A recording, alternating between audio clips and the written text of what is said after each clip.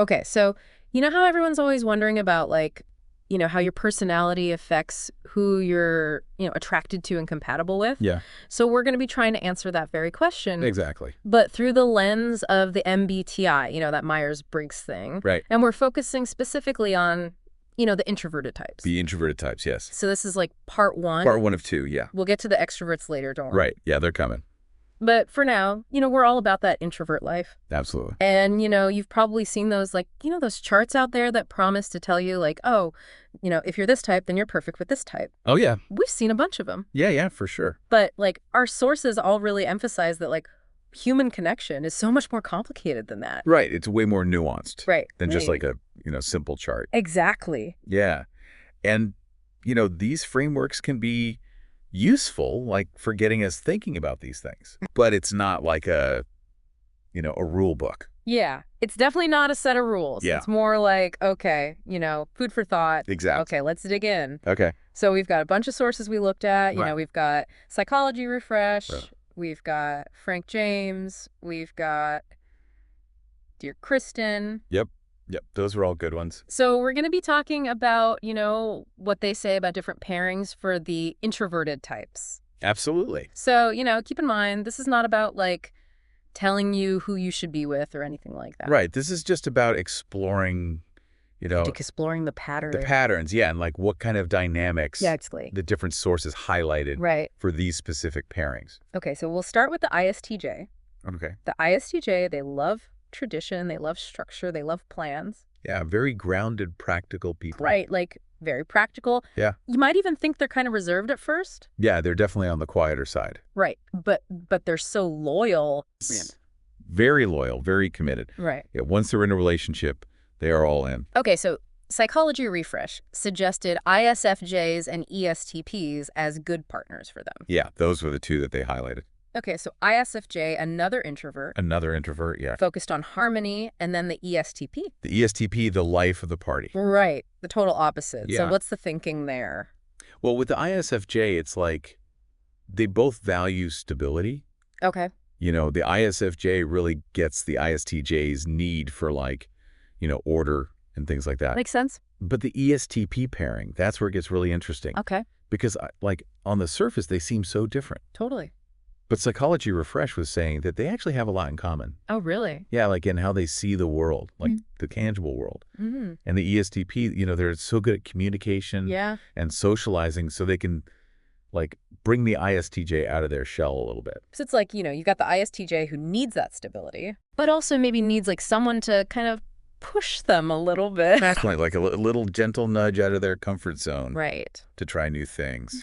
Okay, so for our ISTJ listeners out there, Yeah. maybe think about that. Yeah. Think about what you're looking for. Do you want someone who's really similar to you, or do you want someone who's a little different, who can challenge you? Right, because sometimes opposites attract. That's true. Yeah. Okay, so Psychology Refresh also mentioned that ISTJs can get along with ESTJs and even other ISTJs. Yeah, those pairings make a lot of sense too. Right, because they have those shared values. Exactly. They see the world in a similar way. Okay, let's move on to the ISFJ. Okay. Those super caring folks who just want to help everyone. Right. They're all about loyalty, discipline, and kindness. They're the best. Yeah. But Psychology Refresh did say that sometimes they can get stuck in a routine. Yeah. It's easy for them to get comfortable. Right. And just stay in their lane. So maybe they need a partner who can bring some excitement. Yeah. Someone who can introduce them to new things. Right. In a gentle way, of course. Of course. Because ISFJs can be a little sensitive to like big changes. Okay, so Psychology Refresh said ESFJ, ISFP, and ISTJ were all good matches for them. Yeah, those were the ones they highlighted. Interesting. So ISTJ and ISFJ popping up again together. Yeah. Seems like they really get each other. Right, like that commitment that's important to both of them? Yeah, and maybe they balance each other out in terms of like, day-to-day stuff. Okay, what about ESFJ and ISFP for the ISFJ?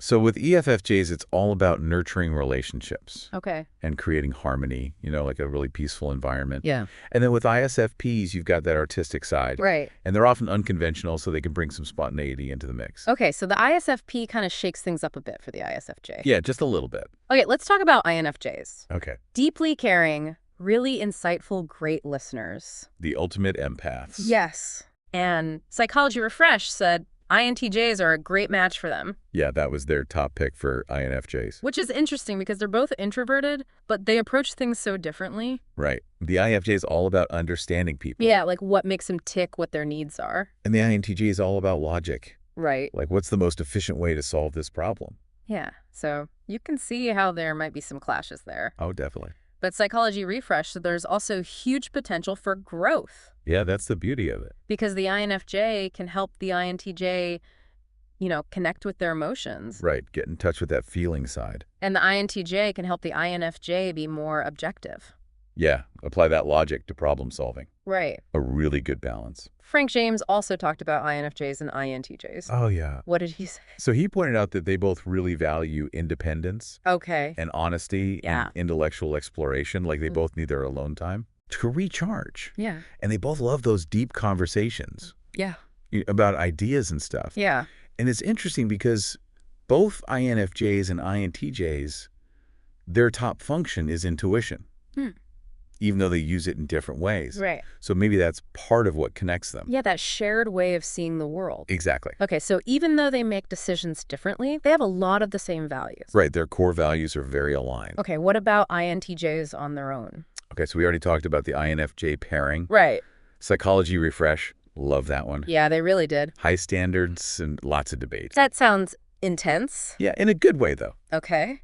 But Psychology Refresh also mentioned ENFPs as a good match. The ENFP, Yeah. all that energy and imagination. So Yeah. how does that work with an INTJ? Well, the ENFP brings all these possibilities and optimism, Okay. which can be really refreshing for the INTJ, who can sometimes be, a little too serious. Right. And on the other hand, the INTJ is all about strategy and understanding why people do what they do. Right. So they can help the ENFP actually achieve their goals. Oh, so it's like the ENFP has all these ideas and the INTJ helps them make those ideas happen. Exactly. Cool. That's a good team. Okay, let's talk about the ISTP. Okay. So independent, loves to problem solve, loves their alone time. Yeah, the quiet thinker, the tinkerer, Yeah. very hands-on creative people. So Psychology Refresh said they can seem a bit reserved at first. Yeah, it takes time to get to know them. Right. But once you do, they're very loyal partners. Okay. And who did they say was a good match for them? They really liked the ESTJ for ISTPs. ESTJ again. Yeah, they seem to be pretty compatible with a lot of the introverted types. So what is it about the ESTJ that works so well with the ISTP? Well, Psychology Refresh said that EFTJs just get how ISTPs think. Okay. That logical process. Right. And they can actually bring out the ISTP's fun side. Really? Yeah, like they can be daring and humorous. I wouldn't have guessed that.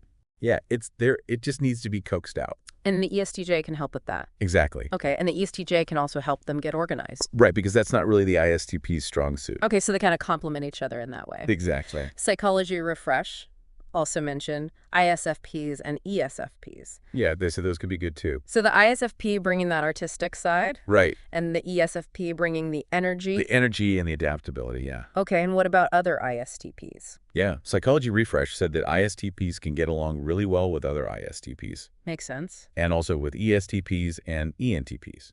Okay, so like a shared love of logic and ideas. Exactly. Just Yeah. have to click. Okay, let's move on to ISFPs. Okay, They're so unique. They have this like really individualistic energy. right. They do things their own way. And Psychology Refresh said that can make it hard for them to find the right partner, Yeah, because they need someone who really gets them. right? Who appreciates their unique perspective. Exactly. And who did they say was good at doing that? They said ISTPs and ESFPs. Okay, so we've talked about the ISTP connection already. Yeah, they understand each other's need for freedom and self-expression. Right. And then with ESFPs, it's all about those shared experiences. Okay. Like, they both love sensory things. Right. And they're pretty laid back. Okay, but they also have their differences. Right. Which can actually be good for growth. Yeah, the ISFP is all about their inner feelings. Right. And the ESFP is all about what's happening around them. So they kind of balance each other out. Exactly. Psychology Refresh also mentioned ESFJs. Yeah. What did they say about that pairing?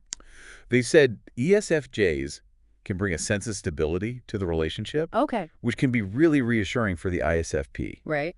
And in return, the ISFP can inspire the ESFJ with all their creative ideas. So it's kind of like a give and take. Exactly. Okay, and they mentioned one more type for ISFPs. They did. They said ENFJs can also be a good match. Okay, so the ENFJ kind of sees the ISFP's potential. Yeah, they get them on a deeper level. Okay, almost there. We're on to INTPs. INTPs. The quiet intellectuals. Yeah, they love to analyze things. Right? And they need their space to think. Okay, so Psychology Refresh said they get along best with other intellectual types. Yeah. And they specifically mentioned ENTJs. The ENTJs. Okay, so the ENTJ, who's all about making decisions and taking charge. Right, they're the ultimate strategists. So another case of opposites attracting. It seems like it. So what makes that pairing work?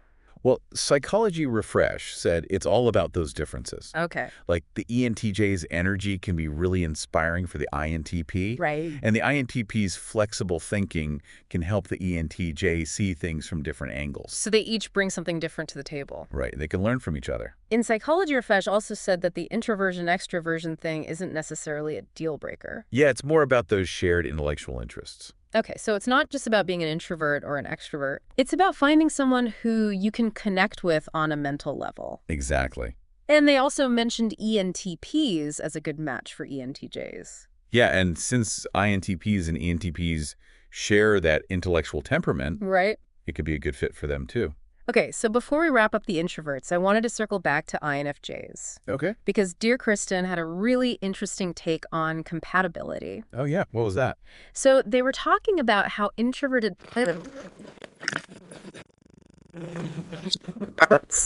INFJ with ENFJ. Exactly. Interesting. Yeah, and the reason is that they share the same cognitive functions. Okay. They just use them in a different order. So it's like they have the same tools, but they use them differently. Exactly. Yeah. So even though one's an introvert and one's an extrovert, Yeah. they might actually have similar communication styles I hadn't thought about that. and understand each other's needs really well. Makes sense, though. Yeah. Because they're working with the same basic building blocks. It's just the order that's different. Okay, so looking at all our sources, what are some like general compatibility things for introverts? Okay, so Dear Kristen had a really good point, which is that compatibility starts with self-awareness. Okay. Like you need to know yourself Right. and be comfortable with who you are. Yeah. And when you are, that's when you attract the right people. So it's not just about finding the right type. Right. It's about being the right person. Exactly. Okay.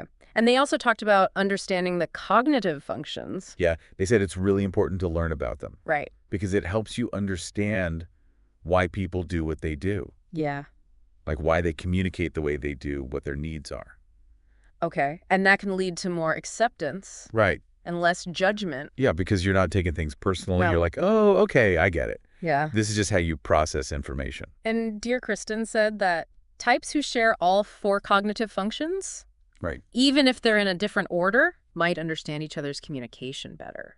Yeah, right from the start, Yeah. because they're speaking the same language in a way. And they also said that types who share none of the functions Right. might have a harder time at first. Yeah, it might take more effort. But it doesn't mean it's impossible. Right. It just means you need to be patient and willing to learn. Absolutely. Okay, so Frank James talked about introversion, extroversion, Yes. and they said it might not be as important as we think. Right, because there's a spectrum. Okay. Like even someone who's labeled an extrovert might have some introverted tendencies. Right. And vice versa. So it's not so black and white. Exactly. Okay. And what did they say was really important for compatibility? They said shared experiences, Okay. values, goals, Yeah. sense of humor. Like the big picture stuff. Yeah, the stuff that really matters. Right. And they also said that compatibility is something you work on. Oh, yeah. It's not just there from day one. You have to put in the effort. Okay, so key takeaway for our listeners. Okay, so the MBTI can be helpful Right. for understanding relationships, Yeah. but it's just one piece of the puzzle. Right. Like shared values, goals, that Yeah. emotional connection. That's the real foundation. Yeah. That's what makes a relationship last. Okay, so that was part 1 of our deep dive on compatibility. All about the introverts. Yes. We'll be back soon with part 2. All about the extroverts. Yeah. So in the meantime, think about what we talked about. Yeah. Does it match up with your experience? What resonated with you? And if you want to learn more, definitely check out the cognitive function. Yeah. Dear Kristen and Frank James both touched on those. So just a final thought. This whole journey of understanding ourselves and other people, Yeah. it's a lifelong process. It's Yeah. not about fitting into neat little boxes. It's about growth.